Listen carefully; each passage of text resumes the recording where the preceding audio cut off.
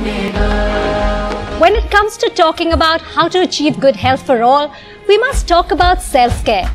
Self-care is about how we can take charge of our own health. While serious illnesses require care from medical experts, we can work on staying healthy by looking good, exercising, eating right kind of food, and also really look at our mental well-being. Dr. Shravan, I would like to start with you here. Perhaps the single most common reason people give up for not participating in self-care is due to a lack of time.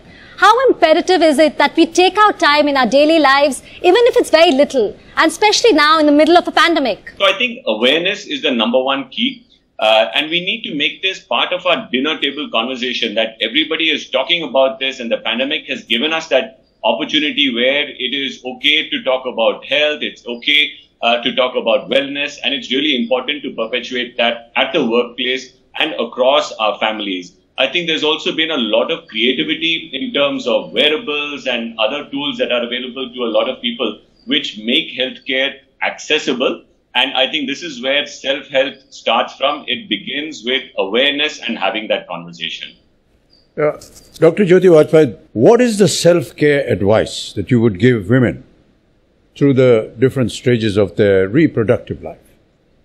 Yes, parents talking to children about taking care of themselves.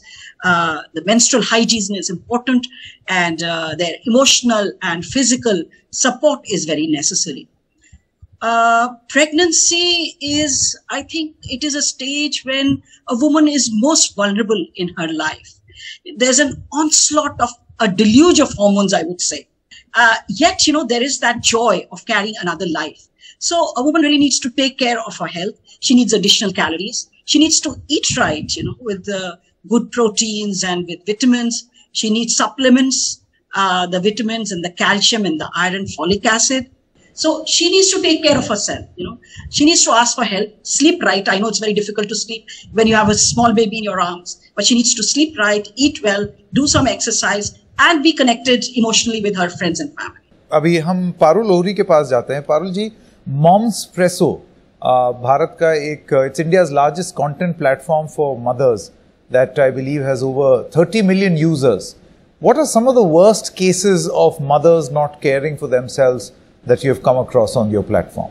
We've come across many mothers, in our community who say that they've dealt with postpartum depression without even knowing what it is, and that too for many, many years. So I think the problem essentially, it starts with women being held solely responsible for everything to do with the home and family. And it gets so overwhelming that she feels, or unfortunately is sometimes made to feel, that even taking time out for herself is a luxury she can't afford, that it's selfish. So that is what we need to change around. Yeah, right, Parul, like you just said, it's so important we talk about it.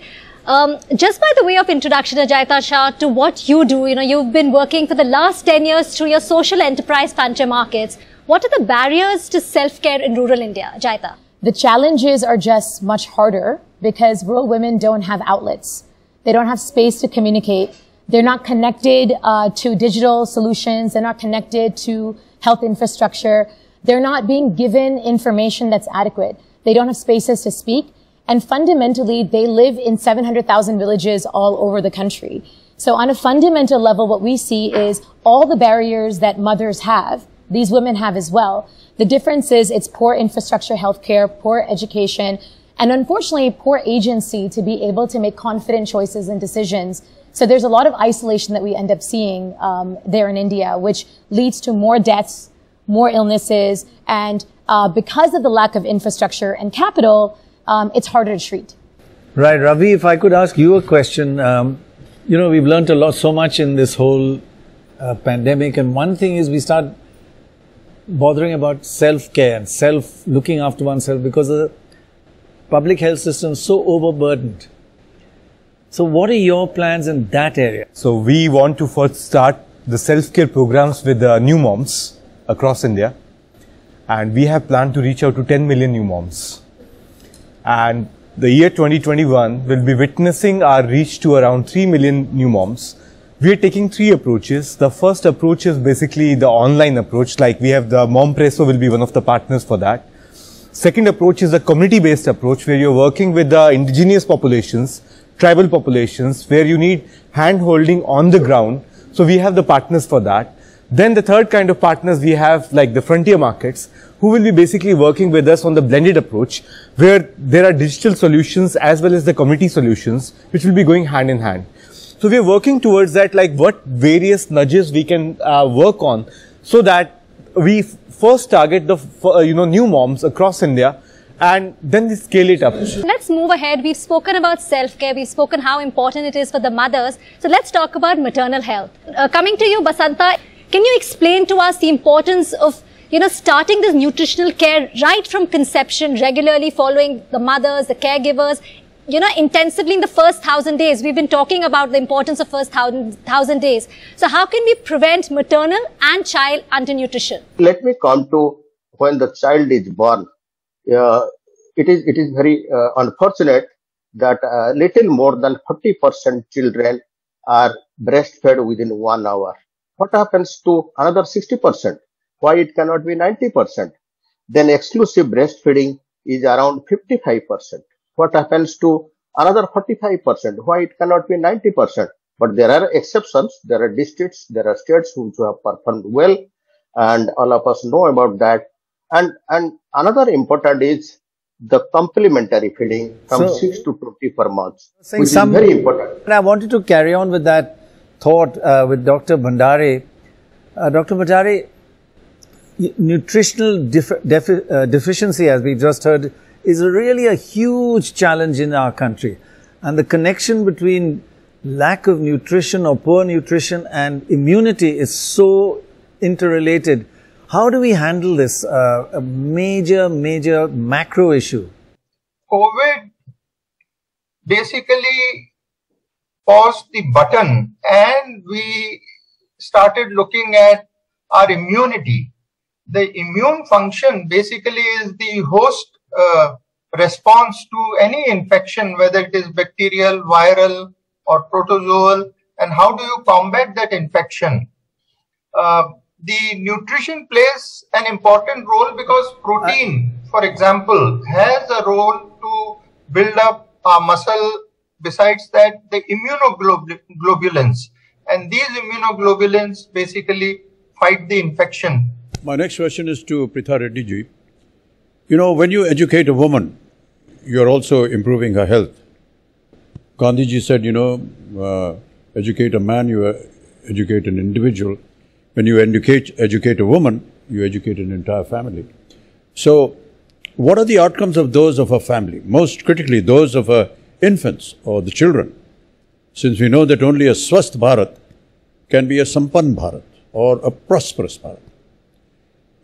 Would it be fair to say that any kind of prosperity begins necessarily with good health of our women?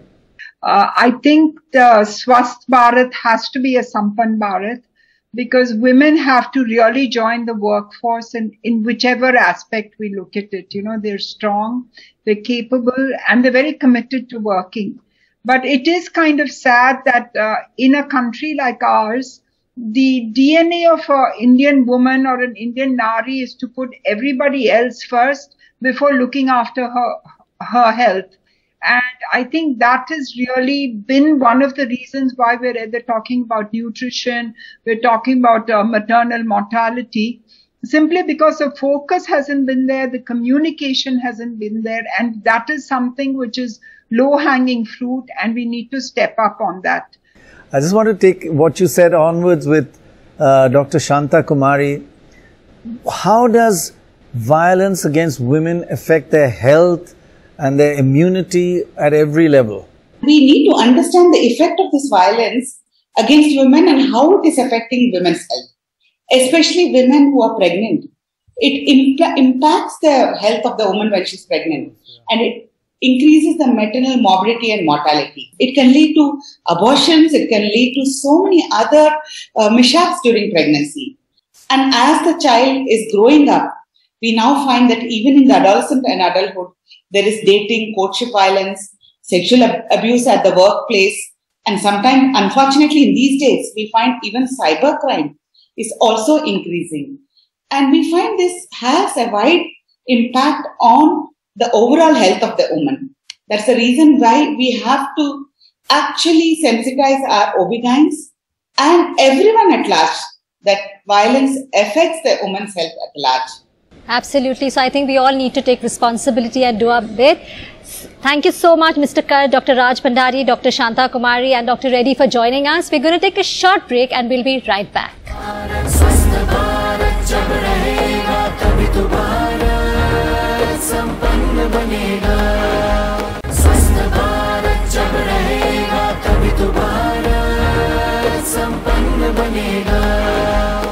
Welcome back to the special show on the NDTV Dettol Banega Swasth India campaigns program Swasth Bharat Sampann Bharat, and we are broadcasting from the Taj Lands End, Mumbai.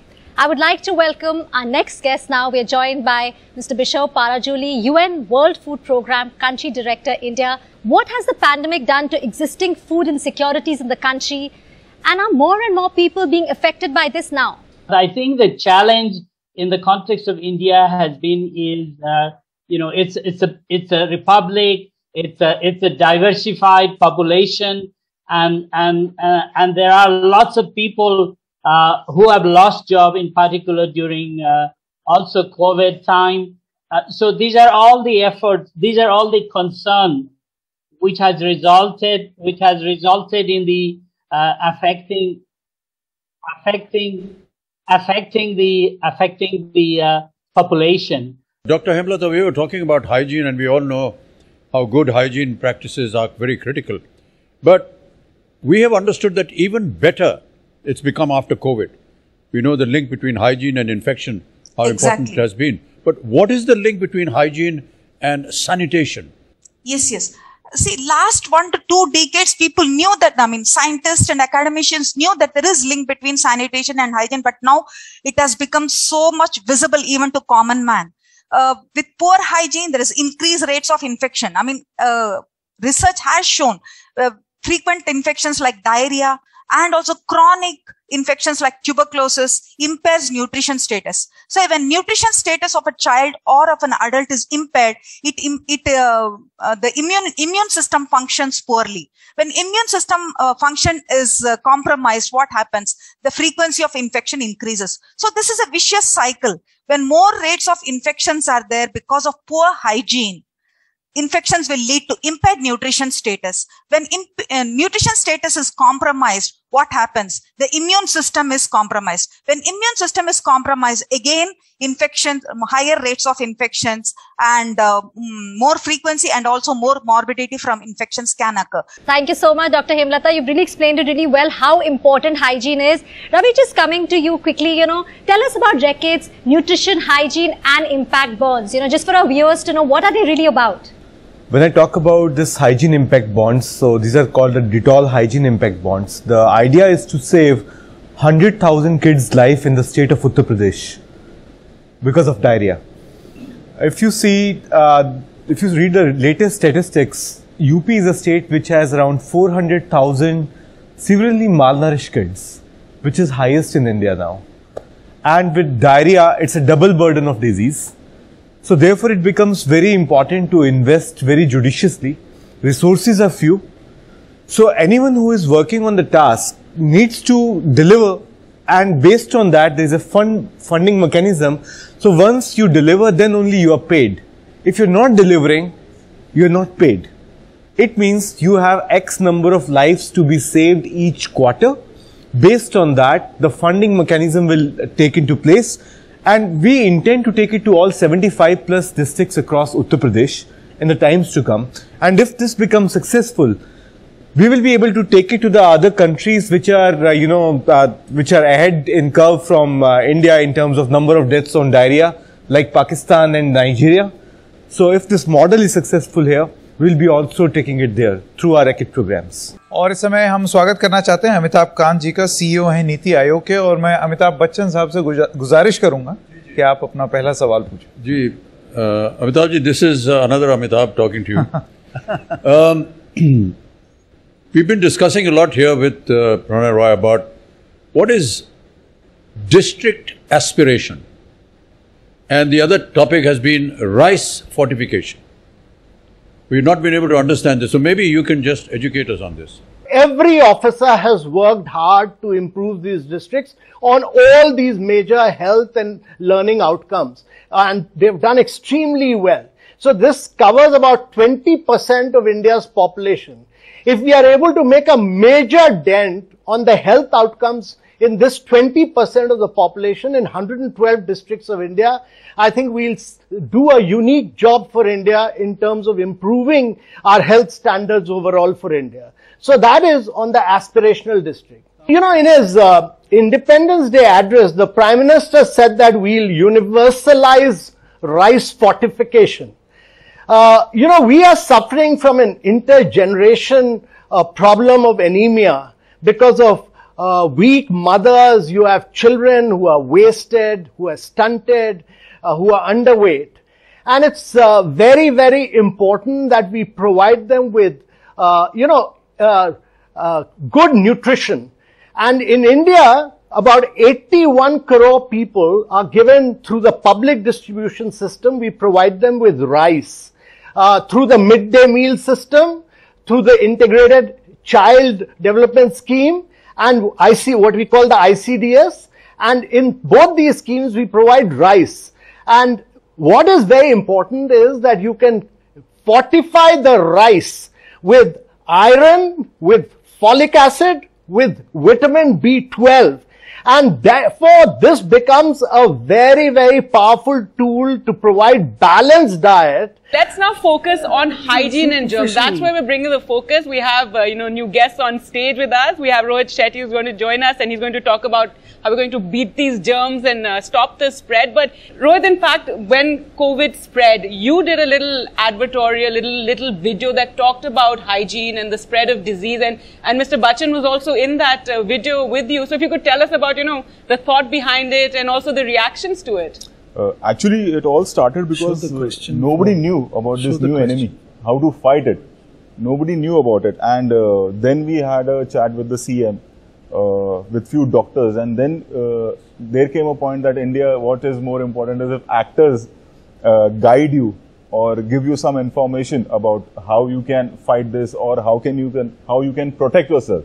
And that's how we went to Mr. Bachchan and we made a video.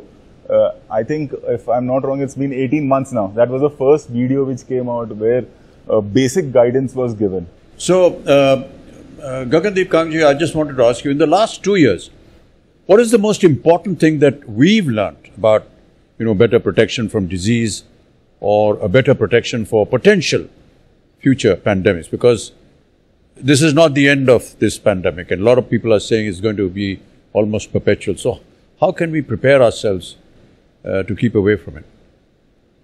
I think there are two things that we can do that really matter. The first is to build up surveillance systems that actually share data across the world. We don't have that at the moment. It's something that WHO has been calling for a while, but countries have a huge reluctance to share data, and this is not limited to genomic data. It's data on the number of cases, the number of severe cases, hospitalizations, death. In India, of course, we have a problem doing that within the country as well as outside. The second part is to be prepared for pandemics by making vaccines. There is a huge initiative right now to try and predict which are all the viruses, and the next pandemic will be a virus unless it is an act of bioterrorism. Can we identify the 20-25 families from which these viruses will come, and can we make vaccines ahead of time so that when the pandemic arrives, we can roll out these vaccines much quicker than we've done before? Thank you so much, ma'am. Thank you. So my question is to Mr. Rodrigo. This pandemic has shown us critical importance of hygiene. Do you think that COVID has caused enough of a behavior change in this regard? The idea that an individual can do something to prevent disease is a key message.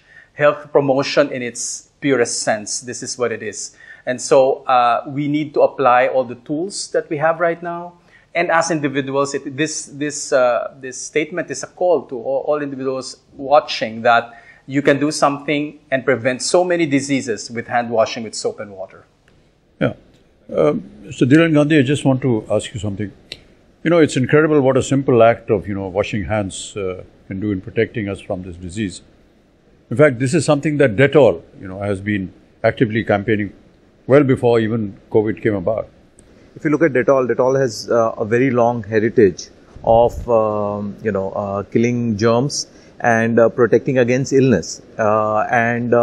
This is something that we've been doing for many, many years. To us, the pandemic was just another kind of inflection point to get the same message that we've been saying for many years across to people. If you look at the CDC data, it says that the more hand hygiene that is practiced, the less incidence of disease is there. For example, you can have lower incidence of diarrhea by about 40%, about 20% reduction in respiratory illnesses like cold. Absenteeism in schools can be reduced by 30% if these illnesses are taken into account. Our own school program has seen absenteeism drop by almost 40%. Now, what happens as a result of all of these, and this is a simple act of just washing hands. What happens as a result of absenteeism going down is school dropouts go down. And as a result of the school dropouts going down, there is progress towards, and that's actually one of the insights that we've used in our latest campaign, where we say simply that families that use Dettol regularly have members that fall ill less often, and that can lead to progress in your academic career, extracurricular activities, or in fact even your career. And this is something that's core to the brand, and I think that's what we stand for.